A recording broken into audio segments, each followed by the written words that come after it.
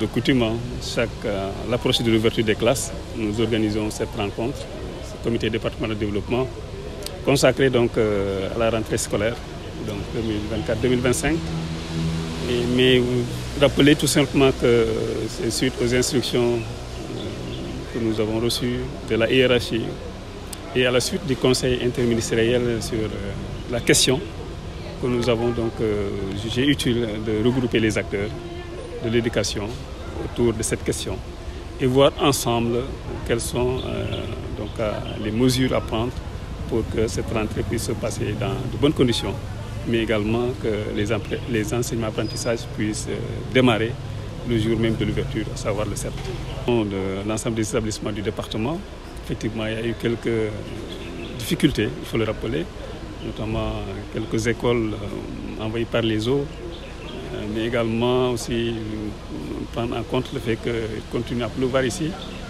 Également aussi il y a quelques déficits, je pense qu'en termes d'enseignants, en termes de développement, tout ça on a fait le diagnostic et effectivement nous allons travailler ensemble d'arrache-pied avec les acteurs, notamment les collectivités territoriales, pour qu'ensemble, avant le 7, que puisse, en tout cas dans la mesure du possible, prendre en charge cette question et aller directement à l'essentiel, à savoir donc les enseignements apprentissages le 7. L'inspecteur est beaucoup plus apte à répondre à cette question, mais ce qu'il faut savoir, c'est que les écoles sont organisées. Il y a les chefs d'établissement, il y a les comités de gestion des établissements, des CGE, et tout ça font qu'effectivement, je pense qu'on a quand même des ressources pour les collectivités territoriales avec les compétences transférées, pour pouvoir quand même parvenir, surtout ici à Kolda.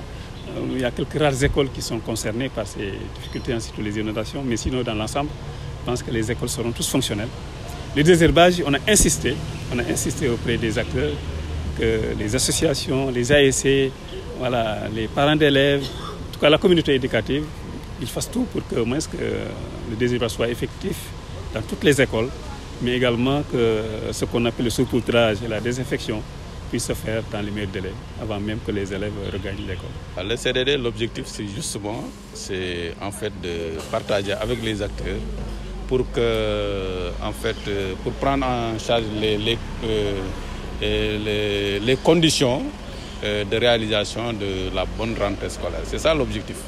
Mais au-delà, nous en avons profité pour partager sur les performances, sur les résultats, et partager également sur les perspectives de l'inspection de l'éducation et de la formation pour l'année scolaire 2024-2025. Les performances, rapidement, au BFM, nous avons un taux de 90,68%, alors qu'au niveau national, là où le niveau national est à 73,94%. Au CFE, nous sommes à 84,95%. Et le niveau national se situe à 65%. Et les résultats sont en progrès.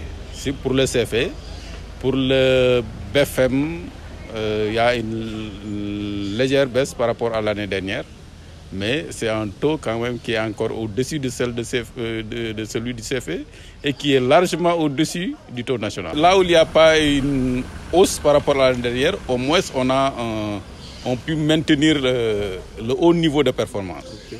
Parce que nous considérons qu'à partir de 80%, nous sommes à un haut niveau de performance. Maintenant, vous ne pouvez pas avoir la même performance d'une année à l'autre. Parfois, vous pouvez gagner 1 point, vous pouvez chuter de 1 point, etc. Ça peut varier. Mais l'essentiel, c'est de se maintenir à un haut niveau de performance. Je crois que nous pensons que depuis 2020, l'inspection de l'éducation et nationale de la formation, surtout particulièrement pour le BFM, nous n'avons pas chuté en dessous de 80%.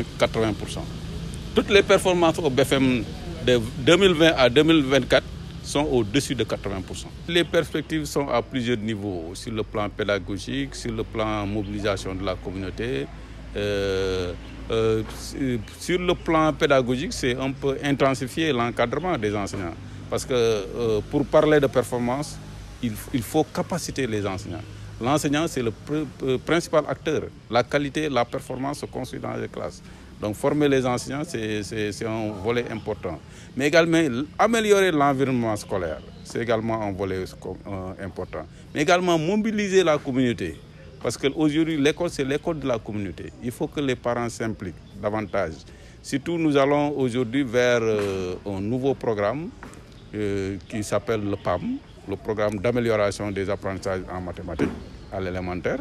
Et dans ce volet-là, il y a une part importante des collectivités territoriales qui doivent prendre en charge des facilitateurs pour accompagner les élèves en difficulté.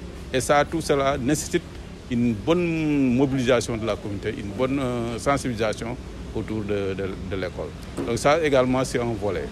Mais donc prendre toutes les conditions nécessaires pour également maintenir nos performances. Parce que la meilleure manière d'améliorer, de maintenir des performances, c'est essayer de les améliorer. Quand vous avez pour seul but de maintenir, vous risquez de baisser. Donc pour nous maintenir à un haut niveau de performance, il faut qu'on vise à améliorer ces résultats. Bon, le moyen, c'est de rendre compte à l'autorité. Je crois que c'est une communication parce que les autorités au niveau central en fait, sont informées des différents déficits qu'il y a au niveau de chaque circonscription. Donc pour combler ces déficits-là, nous attendons en fait une affectation d'enseignants, particulièrement les nouveaux sortants, pour pouvoir combler ce gap. Quand on fait la différence entre les enseignants qui ont quitté au mouvement national et les arrivés, nous sommes à un gap de 54 enseignants. Nous sommes dans cette dynamique et c'est pourquoi le CDD a abordé la question. Quand on met en exergue les déficits, c'est pour mobiliser les acteurs autour de ces questions. Les partenaires, les collectivités territoriales, mais aussi l'État. Je pense qu'un déficit de 2000 tableaux, ce n'est pas aussi important. Je crois que c'est à la portée des acteurs. Si on voit l'évolution de ce déficit de tableaux par rapport à l'année dernière et même à l'année précédente. Je pense que c'est un déficit qui peut être complet si vraiment il y a une réelle mobilisation autour de la question. Nous l'espérons bien parce que les établissements qui sont inondés, ils ne sont pas nombreux. Et je crois que comme les années précédentes, on a des dispositifs qui permettent vraiment d'évacuer l'eau avant la rentrée. Nous pensons que pouvoir effectuer les conditions d'un Obitei Jangtei. La question a été agitée à la réunion. Je pense que les acteurs concernés se sont prononcés et ils ont promis de prendre les dispositions nécessaires pour que les salles soient désinfectées, désinsectisées et même nettoyées avant vraiment le 7 octobre.